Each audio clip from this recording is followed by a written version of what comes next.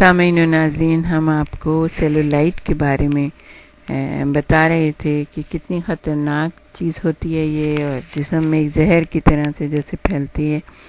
تو اب ہم آپ کو بتائیں گے کہ سیلولائٹ کی دو قسمیں ہوتی ہیں، ایک سالڈ سیلولائٹ ہوتی ہے، سخت سیلولائٹ، اور دوسری نرم یعنی کہ سافٹ سیلولائٹ ہوتی ہے۔ سخت سیلولائٹ کے بارے میں عمومی طور پر بظاہر دیکھنے سے سخت اور نرم سیلولائٹ کی پہچان مشکل ہوتی ہے۔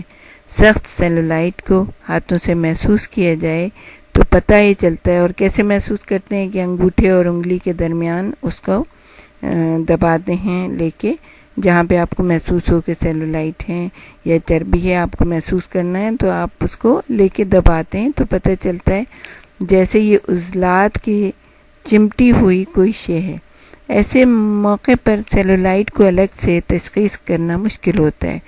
اگر اسے دبا کر چیک کرنے کی کوشش کی جائے تو اس میں خاصی حساسیت پائی جاتی ہے، کیونکہ ایسا کرنے سے مختلف عصبییں یعنی نرو کی جو اینڈنگ ہیں وہ دبتی ہیں۔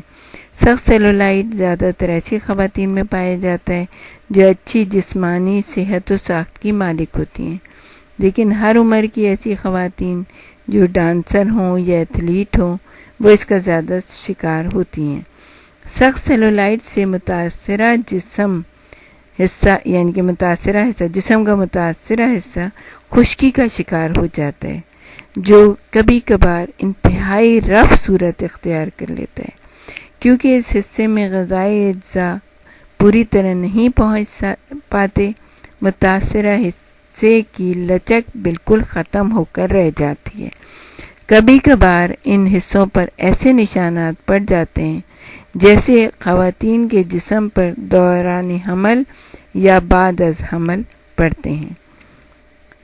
نرم سیلولائٹ جیسے سافٹ سیلولائٹ ہے، سخت سیلولائٹ سے بالکل مختلف ہوتی ہے۔ نرم سیلولائٹ جسم کے زیادہ سے زیادہ حصے کو گھیر لیتی ہے، جس کی وجہ سے متاثرہ خواتین کی زندگی انتہائی قابل رحم ہو جاتی ہے۔ نرم سیلولائٹ جسم میں تھیلیوں کی مانند ذخیرہ ہوتا ہے، اور جسم کی حرکت کے ساتھ یہ تھیلیاں بھی حرکت پذیر رہتی ہیں۔ اب آپ یہ کہیں گے کہ بھئی ہم میں تو نہیں ہے، لیکن اب آگے بھی اس کو نہیں ہونا چاہیے۔ ایسا نہ ہو کہ ہم سست ہو جائیں تو جو ہے ہمارے اندر یہ تھیلیاں وقوع پذیر ہو جائیں۔ نرم سیلولائٹ سے متاثرہ افراد کون ہوتے ہیں، اس کے بارے میں ہم آپ کو بتائیں گے، اور یہ ایک بہت ہی دلچسپ اور اچھا موضوع ہے کہ کون لوگ اس سے متاثر ہوتے ہیں۔ ایسی خواتین جو جسمانی طور پر بہت متحرک رہتی ہوں، یعنی بچوں کو بھی پال رہی ہیں، گھر کے کام بھی کر رہی ہیں، سسرال والوں کو بھی دیکھ رہی ہیں، بیماروں کی بھی خیال کر رہی ہیں، شوہر کا بھی خیال کر رہی ہیں، اپنے گھر و برادری والوں کے بھی نبھا رہی ہیں، اپنے ہو سکتا ہے جاب بھی کر رہی ہوں، تو بہت زیادہ متحرک ہوتی ہیں وہ۔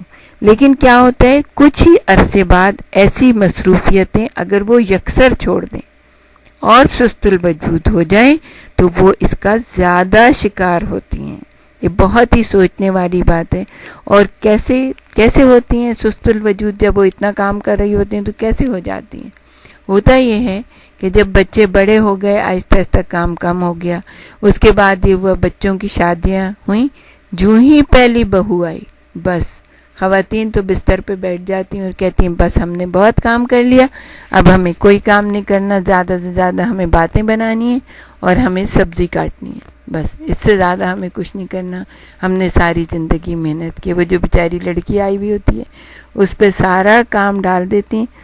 انہیں یہ سوچنا چاہیے کہ ہم اپنے اوپر ظلم کر رہے ہیں، اس بچی پہ نہیں کر رہے جو آئی ہے، بلکہ ہم اپنے اوپر ظلم کریں، کیونکہ ہم اتنا کام کرتے ہیں اور اس کے بعد اگر ہم نے سب کچھ چھوڑ چھاڑ دیا اور بادشاہ بن کے بیٹھ گئے تخت کے اوپر کہ بس اب ہمیں کچھ نہیں کرنا، تو ہم اپنے جسم کو بہت بہت بری حالت میں آنے کی دعوت دے رہے ہیں۔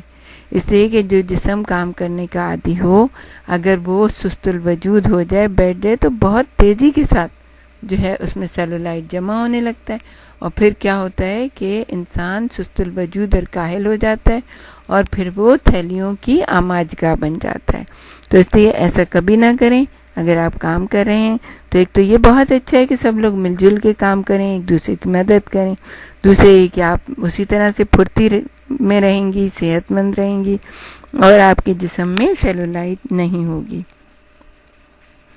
ایسی خواتین جن کا جسم ڈھیلا ڈھالا ہو اور ان میں عضلات کی کمزوری نمایاں ہو.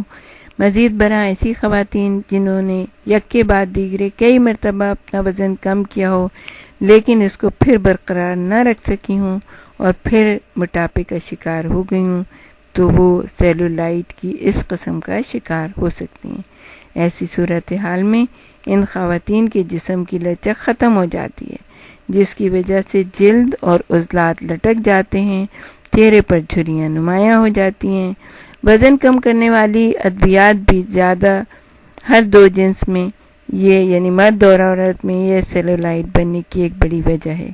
ایسی خواتین و حضرات جو ایک ہی دن میں 5-5 پاؤنڈ تک وزن کم کرنے کی کوشش میں بے جا دواؤں کا استعمال کرتے ہیں, وہ بہت بڑی غلط فہمی کا شکار ہوتے ہیں, کیونکہ اس طرح وزن کم کرنے سے نہ صرف وزن دوبارہ اپنی اصلی صورتحال پر لوٹ آتا ہے بلکہ اس کے ساتھ جسم کے اعضائے رئیسہ کی کمزوری واقع ہو جاتی ہے.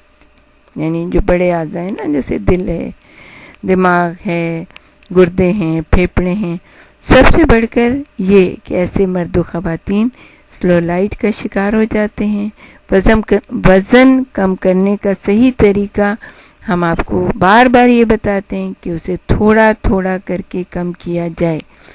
بلکہ سب سے اچھا جو ہم آپ کو طریقہ بتائیں وہ یہ ہے کہ اگر ویئنگ مشین ہے آپ کے پاس اور آپ دیکھ رہے ہیں کہ آپ کا وزن جو ہے نا 1-2 پاؤنڈ 3 پاؤنڈ بڑھ گیا ہے اور روز کے حساب سے تھوڑا تھوڑا بڑھ رہا ہے, اسی وقت رک جائیں, بس سمجھ جائیں کہ بس اب ہمارا حال جو ہے نا خراب ہونے والا ہے. تو اپنے ڈائٹ پہ نظر کریں, اپنے پانی پہ نظر کریں, اپنی اسٹریس پہ نظر کریں, اپنے حالات پہ نظر کریں, اس کو بہتر بنانے کی کوشش کریں, تو یقیناً جو ہے نا آپ کا وزن بالکل نارمل رہے گا. اور اس کا طریقہ بھی یہی ہے.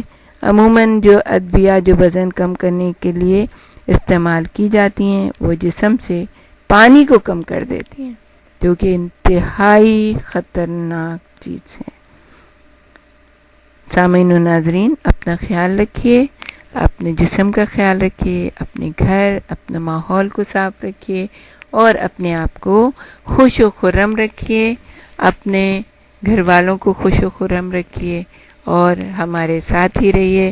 ہم آپ کو چاہیں گے کہ جتنا بھی ہم سے ہو سکتا ہے ہم آپ کے اچھی اچھی باتیں بتائیں تاکہ آپ جو ہے نا اپنی زندگی کو بہتر سے بہتر طریقے پہ گزار سکیں.